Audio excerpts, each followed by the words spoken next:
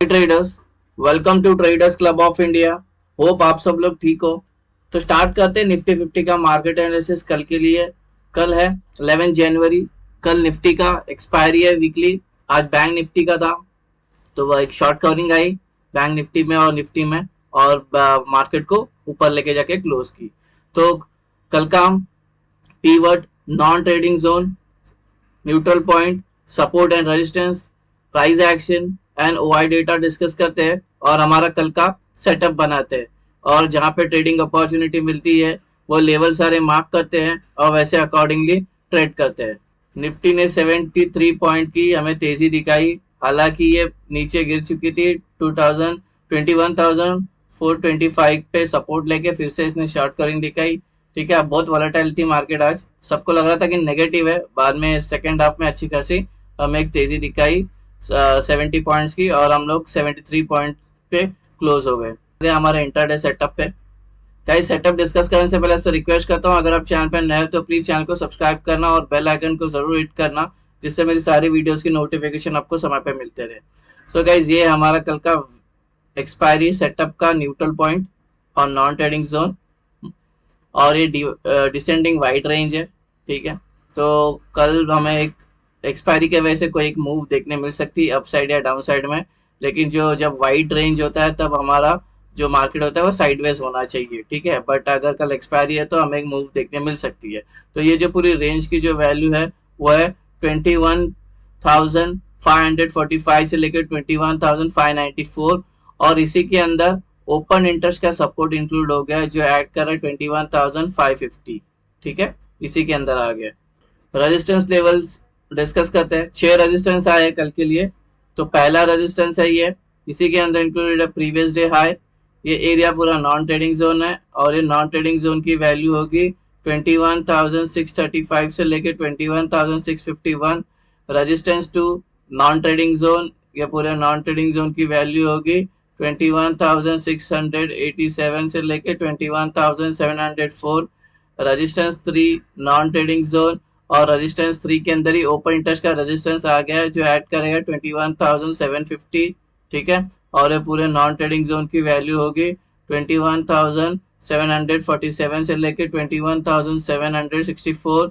Resistance 4 non trading zone, ये पूरे non trading zone की वैल्यू होगी 21,801 से लेकर 21,820।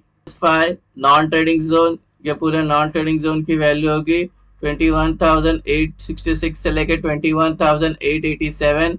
रेजिस्टेंस 6 नॉन ट्रेडिंग जोन, ये पूरे नॉन ट्रेडिंग जोन की वैल्यू होगी 21,930 से लेकर 21,956। अभी सपोर्ट लेवल डिस्कस करते हैं। यह सपोर्ट 1, ये एरिया पूरा नॉन ट्रेडिंग जोन है और ये नॉन ट्रेडिंग जोन एरिया की वैल्यू होगी 21,497 से लेकर 21,513। सपोर्ट 2 इसी के अंदर आ गया, प्रीवियस डे लो है और नॉन ट्रेडिंग जोन है एरिया, और ये नॉन ट्रेडिंग जोन की वैल्यू होगी 21,446 से लेकर 21,462। सपोर्ट 3 नॉन ट्रेडिंग जोन, ये पूरे नॉन ट्रेडिंग जोन की वैल्यू होगी 21,376 से लेकर 21,400। सपोर्ट 4 नॉन ट्रेडिंग जोन, ये पूरे नॉन ट्रेडिंग जोन की वैल्यू होगी 21,307 से लेकर 21,321।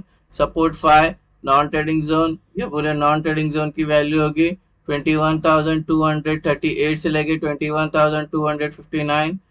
सपोर्ट 6 नॉन ट्रेडिंग जोन, ये पूरे नॉन ट्रेडिंग जोन की वैल्यू होगी 21,183 से लेकर 21,199।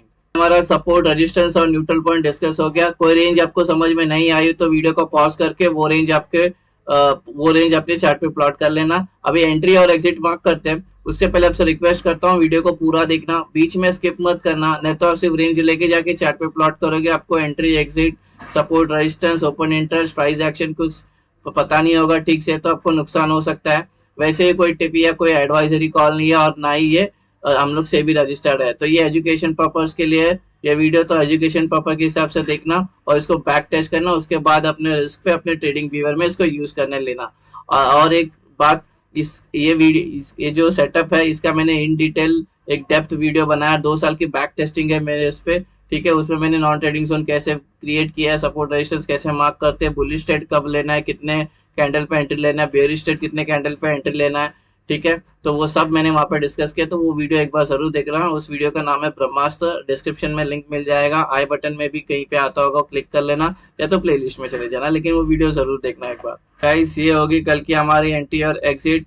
जब नॉन ट्रेडिंग जोन आपका मार्क हो जाएगा तो उसके अपर साइड में आपको ग्रीन एरोज मार्क करना है और लोअर साइड में रेड एरोज मार्क करना है। इनिशियल टाइम में जब ये सेटअप नया तो आपको समझ में आ जाएगी कि एंट्री और एग्जिट आ गया समझने के लिए। और ग्रीन का मतलब है हमें लॉन्ग होना है, बाय करना है, और रेड का मतलब हमें सेल करना है, शॉर्ट करना है। यहाँ तक एकदम सिंपल है। अभी बात करते हैं फ्लैट ओपन की। अगर मार्केट यहाँ पे ओपन होती है, जहाँ पे आज क्लोज हो गई, उसको फ्लैट ओपन बोलते हैं, तो हमारा रूल 1 पहले प्राइस को नॉन ट्रेडिंग जोन पे आने देंगे। तो नॉन ट्रेडिंग जोन पे आती है, फिर रूल नंबर 2 है प्राइस सस्टेन होना चाहिए 15 मिनट, या 15 मिनट के ऊपर कितने घंटे भी सस्टेन कर लेती है ये कंसोलिडेट। उसके बाद ऊपर का ब्रेकआउट किया ऊपर का ट्रेड, फिर बाद में नीचे का ब्रेकआउट करता तो नीचे का ट्रेड लेंगे, ठीक है। और गाइस जब भी हम ट्रेड लेंगे, सपोज ऊपर का ट्रेड लेंगे, तो उसका जो टारगेट होगा तो ये होगा। अगर यहाँ पे ऊपर का ट्रेड लेगा तो उसके टारगेट ये होगा। अगर नीचे का ट्रेड लिया ये वाला तो ये सारे होंगे टारगेट। अगर ये वाला ट्रेड लिया तो ये वाले सारे टारगेट होंगे। सिंपल है टारगेट। और ठीक है, डिस्कस करते हैं गैप अप। अगर ये गैप अप होती है R2 के अंदर तो हमारा रूल 1 तो मेट हो जाता है, प्राइस नॉन ट्रेडिंग जोन पे आ गई। बस यहाँ पे सस्टेन करनी चाहिए 15 मिनट, या 15 मिनट के ऊपर कितने घंटे भी। उसके बाद ऊपर का ब्रेकआउट करता है तो ऊपर का ट्रेड लेंगे, नीचे का ब्रेकडाउन करेगा तो नीचे का ट्रेड लेंगे। ऊपर के ट्रेड के फिर ऊपर के सारे लेवल होंगे टारगेट, नीचे के ट्रेड के नीचे के सारे लेवल होंगे टारगेट। अगर एक गैप अप होने के बाद तुरंत गिरना स्टार्ट करती है या और ऊपर जाना स्टार्ट करती है, तो ऐसे में हमारा पहला जो रूल 1 है वो मेट होना चाहिए। एग्जाम्पल के लिए गैप अप होती है और नीचे आके गिरना स्टार्ट करती है, और फिर ये नॉन ट्रेडिंग जोन पे आके उसको एक सपोर्ट मिलता है, फिर ये हमारा पहला रूल मेट हो गया। फिर सेकंड रूल है सिर्फ टाइम स्पेंड करनी चाहिए 15 मिनट या कितने घंटे भी। उसके बाद ऊपर का ब्रेकआउट करेगा ऊपर का ट्रेड, नीचे का ब्रेकडाउन करेगा तो नीचे का ट्रेड। गैप डाउन, अगर गैप डाउन होती है ये वाले नॉन ट्रेडिंग जोन पे न्यूट्रल पॉइंट के, तो ये ऑलरेडी हमारे नॉन ट्रेडिंग जोन पे आ जाएगी। फिर सिर्फ यहाँ पे सस्टेन करनी चाहिए प्राइस 15 मिनट या 15 मिनट के ऊपर कितने घंटे भी। उसके बाद ऊपर का ब्रेकआउट करेगा तो ऊपर का ट्रेड, नीचे का ब्रेकडाउन करेगा तो नीचे का ट्रेड। अगर ये गैप डाउन होने के बाद गिरना स्टार्ट करती है या और ऊपर जाना स्टार्ट करती है, तो ऐसे में पहले प्राइस को नॉन ट्रेडिंग जोन पे आने देंगे। उसके बाद कंसोलिडेशन, जैसे ही हमने गैप अप में डिस्कस किया था, ठीक है। ये गैप डाउन होती है और ये गिरना स्टार्ट करती है, और फिर यहाँ पे उसको एग्जैक्ट एक सपोर्ट मिलता है, और फिर यहाँ पे अगर टाइम स्पेंड करती है 15 मिनट्स या मोर देन 15 मिनट्स, उसके बाद ऊपर का ब्रेकआउट करेगा ऊपर का ट्रेड, नीचे का ब्रेकडाउन करेगा तो नीचे का ट्रेड।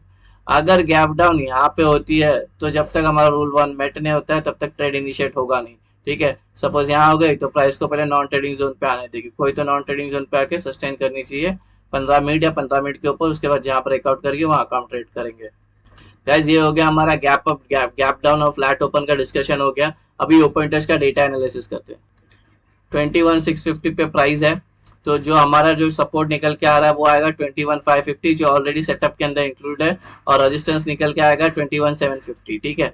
और ये दो जो बचे इसमें सब इक्वल है, यहाँ पे स्टैडल पड़े हुए, कल मार्केट साइडवेज रह सकती है, दोनों साइड से प्रीमियम खाएंगे। तो ये 50 पॉइंट के अंदर और ये 50 पॉइंट के अंदर दोनों के लोग प्रीमियम खाएंगे, इधर भी दोनों के प्रीमियम खाएंगे, ठीक है।